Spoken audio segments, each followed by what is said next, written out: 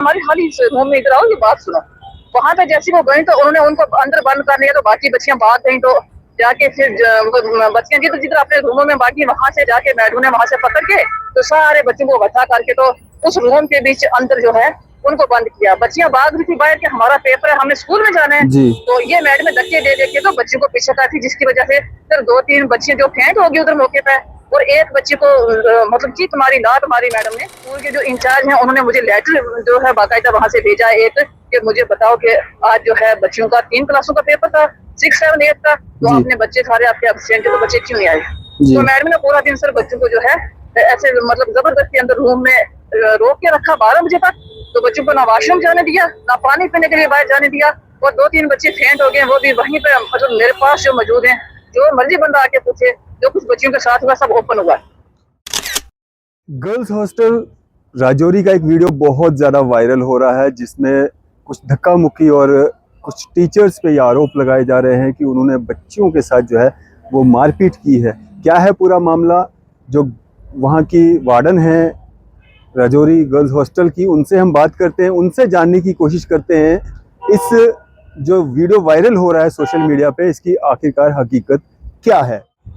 Hello जी Hanifa ma'am, अस्सलाम वालेकुम। वालेकुम सलाम। अरफाज डैंग बोल रहा हूँ मीडिया से, न्यूज़ सर इंडिया से, जम्मू से। जी जी सर। मैम ये जो बच्चियों की वीडियो वायरल हो रही है, क्या इसमें क्या है, सच क्या है इसमें? सर एक मिनट में बताती हूँ आपको। जी ये मेरे वाली एक मिनट सर, ये असल में सच यही है कि ये 1.5 महीने से हमारे बच्चे जो हैं अपने उसमें जा रहे हैं स्कूल में, क्योंकि ये तो हॉस्टल है, ये सिर्फ अकोमोडेशन के लिए होता है जी। तो 2-3 साल पहले ये यहाँ पे कुछ इन हाउस क्लासेस वगैरह इन्होंने रखी थी। तो अब ये क्या था कि हमारे हॉस्टल में इस टाइम रेनोवेशन का काम चल रहा है जी। अंदर डबल स्टोरी है जो हमारा मतलब हॉस्टल है, तो उसमें नीचे भी ऊपर भी जितने भी ये वाशरूम वगैरह थे तो वो सारे मतलब टूटे फूटे थे, तो उनको ठीक करने के लिए कुछ टाइलें वगैरह लॉबी में बाहर आगे पीछे मतलब रेनोवेशन का जो पूरा काम था वो स्टार्ट था। जी। तो हमने बात की मतलब अपने अफसरान साहब से, डॉक्टर साहब से, रौना साहब से कि हम मुझे ये प्रॉब्लम हो रही है यहाँ पे अकोमोडेशन की वजह से जो है बच्चों को काफी प्रॉब्लम आ रही है जी। तो अंदर काम लगा हुआ, तो मिस्त्री मजदूर वगैरह शोर इधर उधर बच्चे डिस्टर्ब हो रहे हैं जी। तो उन्होंने बोला कि बच्चे जो जहाँ पे वो स्कूल पे जिस स्कूल में वो एनरोल्ड है, जहाँ पे उनकी एडमिशन है वो 0 किलोमीटर पे है। किस स्कूल में एनरोल्ड हैं बच्चे? वो MS टनोनी मिडिल स्कूल टनोनी जी। तो ये हमारे हॉस्टल से 0 किलोमीटर सिर्फ 6 या 7 मिनट जो है बच्चों को लगती है। तो मैं सुबह बच्चों के साथ जो नॉन टीचिंग स्टाफ है 2-3 बंदे सुबह भी भेजती हूँ साथ, तो वापसी का छुट्टी का टाइम भी वो जाके लाते हैं, मतलब बच्चों की जो सेफ्टी का वो पूरा ख्याल भी हम रख रहे हैं जी। तो वो हमें ये प्रॉब्लम थी कि हमें उधर अकोमोडेशन का काफी ज्यादा मसला था। सिर्फ एक रूम हमारे पास था तो उसमें ये 3 क्लासें हैं, टीचिंग स्टाफ जो था ये 3 क्लासें मतलब मैडम आके तो ले लेगी, तो उस वजह से बच्चों ने एक रूम में 3 क्लासें जो लेगा तो क्या पढ़ना बच्चों ने जी। तो अब ये 15 अप्रैल से हमारे बच्चे जो हैं अपने स्कूल में जा रहे हैं जहाँ वो इनरोल्ड है जहाँ पे जी। तो आज 23 तारीख है, कल की डेट तक तो बिल्कुल ठीक ठाक था। कल से बच्चों के जो है एग्जाम चल रहे हैं, F1 जो है वो हमारे इसमें बिल्कुल चल रहे हैं, बिल्कुल लास्ट में चल रहे थे। तो आज भी बच्चों का पेपर था, तो ये 19 तारीख को हमारे एजुकेशन डिपार्टमेंट के जो डायरेक्टर साहब हैं उन्होंने एक निकाला ये आर्डर कि जो भी ये स्टाफ हॉस्टल में या आगे पीछे जो भी ये मतलब डिप्लॉयमेंट है स्टाफ जो एजुकेशन डिपार्टमेंट के जो भी बंदे जहाँ पे अटैच हैं या डिप्लॉयड हैं उन्होंने अब वापस अपने अपने पोस्ट पे जाना है। तो बस जैसा इन्होंने वो आर्डर देखा कि 19 तारीख का आर्डर है, तो जैसा इन्होंने आर्डर देखा कि हम यहाँ से 1.5 महीने से ये डेली बैठ में थी क्योंकि हमारे बच्चे स्कूलों में जा रहे थे, ये मैडम दिन को हॉस्टल में आके अटेंडेंस करके कभी घर वापस सुबह जाती थी, शाम को आके दोबारा अटेंडेंस करती थी, कभी पूरे दिन मोहल्ले में घूमना, कभी बाजार जाना, कभी आगे पीछे, लेकिन ये अटेंडेंस वहां पर बायोमेट्रिक 8 बजे भी कर देती थी और 2 बजे भी कर देती थी। तो जिनको इनको कोई काम नहीं था 15 अप्रैल से 22 मई तक जो है ये इनका कोई काम नहीं था हॉस्टल में, क्योंकि हमारे बच्चे स्कूल में जा रहे हैं। अच्छा। तो अब आज इन्होंने क्या किया कि कहीं ऐसा ना हो कि बच्चे वहां जाए तो हम यहाँ जाए, तो ऐसा ना कि हमें वापस आपने जो है हमारी ओरिजिनल प्लेस ऑफ पोस्टिंग वहां पे भेज दें, क्योंकि जो डायरेक्टर साहब का वो ऑर्डर आ चुका था जी। इसलिए इन्होंने आज ये चाल चली। सुबह 7:15 की बात है सर, 7:15 बजे ये अचानक आई। बैक जो है बैक वाली साइड जो हमारे हॉस्टल की है वहां पे कोई गेट नहीं है, वो ओपन है जी। आगे से हमारा गेट सुबह बंद रहता है 8 बजे तक, जो मेन गेट है हमारा जी। तो उधर से आई है तो इन्होंने बच्चियों को बोला कि बच्चों इधर हमारी बात सुनो। उन्होंने बोला कि हमारा पेपर है मैम, तो हम तैयारी कर रहे हैं। मैं भी ऊपर अपने क्वार्टर में थी, हम तैयारी कर रहे हैं, यूनिफॉर्म वगैरह लगा रहे हैं, तो हम जा रहे हैं स्कूल। तो उन्होंने कुछ 8-10 बच्चों को बोला कि नहीं हमारी खाली रूम में इधर आओ, ये बात सुनो। वहां पे जैसे वो गई तो उन्होंने उनको अंदर बंद कर लिया, तो बाकी बच्चियां भाग गई। तो जाके फिर बच्चियां जिधर जिधर अपने रूमों में, बाकी वहां से जाके मैडम ने वहां से पकड़ के तो सारे बच्चों को बता करके तो उस रूम के बीच अंदर जो है उनको बंद किया। बच्चियां भाग रही थी बाहर कि हमारा पेपर है, हमें स्कूल में जाना है। तो ये मैडम धक्के दे के तो बच्चों को पीछे कर थी, जिसकी वजह से फिर 2-3 बच्चियां जो फेंट होगी उधर मौके पे, और एक बच्ची को मतलब की तुम्हारी लात मारी मैडम ने। अच्छा। छोटी सारी बच्ची बीमार बच्ची है सर, उसका पेरेंट्स जो डैडी है उसके आज मुझे कॉल कर रहे थे कि क्या मसला है जी।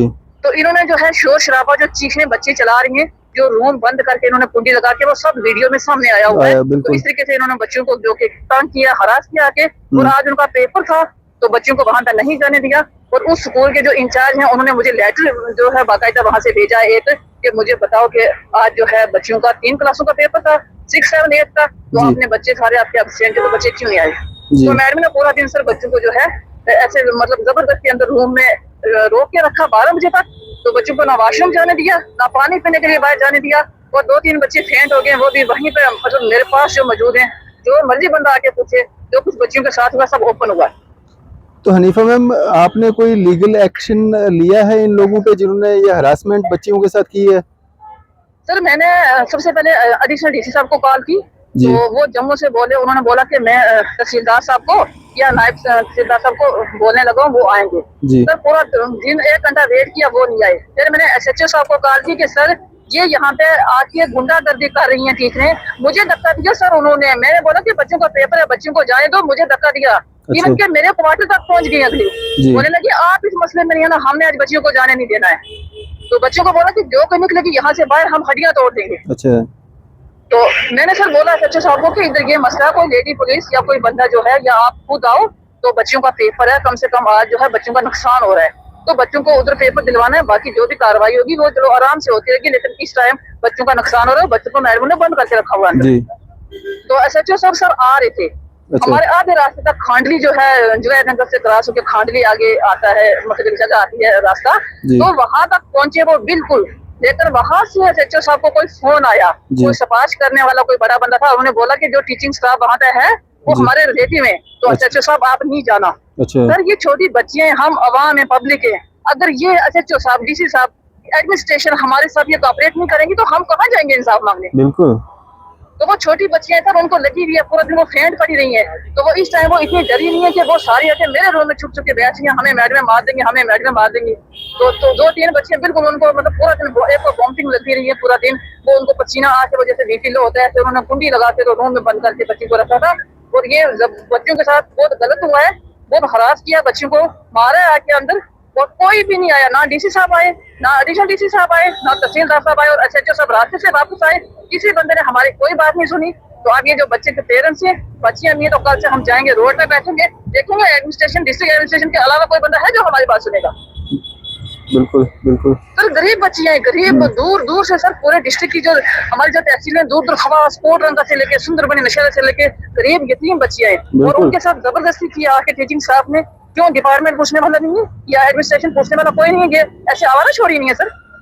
नहीं, गरीब मतलब फैमिलीज की बच्चियां हैं यहाँ पे, एक भरोसे से, एक सेफ्टी सिक्योरिटी उस नज़र से, एक सरकार की तरफ से एक स्कीम है, उसके तहत यहाँ पे बच्चियां हैं, और इनका आपका फ़र्ज़ बनता है इनका देख रेख करना। आप अपनी तरफ से कोशिशें कर रहे हो। ये मेरे को बताइए, ये जो टीचर्स थी ये कौन कौन थी? ये सर ये 3 टीचर, एक है नजमा हालक, ये जो है बांसवाड़ा जोन में आती है, वहाँ पे उसके स्कूल लंका पेन इसके स्कूल का नाम है जी। तो दूसरी है रुखसाना को, ये इसका जोन खवास पड़ता है, ये मिडिल स्कूल जो है कंथाल, ऐसे कुछ नाम है मिडिल स्कूल जो है कंथाल है। तो एक मैडम जो है ये दरहाल की है, दराज में उसकी ड्यूटी है, तो यहाँ तक फ्लाइट है। तो चौथी मैडम जो है वो पुंछ की है, उसकी पुंछ सुर रिपोर्ट किया, तो वहां से ये सब जो है सपासी आके यहाँ से 2018 से ये स्टाफ आके बैठा हुआ है। मुझे किसी से कुछ लेना देना नहीं है, जो मर्जी करो, लेकिन बच्चियों के साथ मैं जो है ना इंसाफी मैंने ज्यादती बच्चियों के साथ मैं बर्दाश्त करूंगी। बिल्कुल। तो मैम आपने रिटर्न कंप्लेंट करनी चाहिए थी, अगर SHO साहब नहीं आए थे, DSP को, SP को, SSP को, किसी को। सर मैंने रिटर्न कंप्लेंट जो है DC साहब को भी लेटर लिख दिया है, काफी जो है मैंने कर दिया है, डॉक्टर साहब को भी काफी कर दिया है, और FIR जो है मैंने SHO साहब को अभी भेजी नहीं, मैंने अभी कंप्लीट किया है। मैं भेजूंगी, लेकिन मुझे पता कि एसएचओ साहब ने एफआईआर नहीं लिखवानी, क्योंकि उनको मुझे पता उनको सिफारिशें आ जाती, उनके फोन आ जाती, जी। उन्होंने नहीं लगानी। लेकिन मैंने रिटन में सब कुछ कर दिया है, अभी नंबर 1 लगा के मैं वहां पे भी पहुंचाऊंगी, लेकिन मुझे पता होने वाला कुछ नहीं है सर। तो ये बच्चियां हैं आवाम है, मैं इस टाइम उनकी पेरेंट्स हूँ, सब कुछ मैं ही हूँ उन बच्चियों की, बिल्कुल। मैं बच्चियों के साथ खड़ी हूँ, बच्चियों के साथ जो ज्यादती हुई है उसको मैं जो है वो नजरअंदाज नहीं कर। बिल्कुल बिल्कुल। चलें, शुक्रिया शुक्रिया हमारे से बातचीत करने के लिए, शुक्रिया। जी जी सर जी। आपने देखा जो गर्ल्स हॉस्टल की वार्डन है हनीफा चौधरी जी, उन्होंने अपना जो पक्ष रखा है और क्या कुछ उन्होंने संगीन आरोप जो है वो लगाए हैं, और यहाँ तक कहा है कि कोई भी डिपार्टमेंट, कोई भी विभाग जो है उनकी मदद के लिए सामने नहीं आया है। हालांकि उनके द्वारा कंप्लेंट्स जो हैं कंसर्न विभागों में कर दी गई है। हालांकि उनका यहाँ तक ये कहना है कि एफआईआर जो है इस मामले में दर्ज होनी चाहिए। इससे रिलेटेड अगर कोई भी अपना पक्ष रखना चाहता है वो भी हमारे द्वारा अपनी बात जो है रख सकता है। इसी तरह की मजीद अपडेट्स के लिए आप देखते रहें न्यूज़ शहर इंडिया।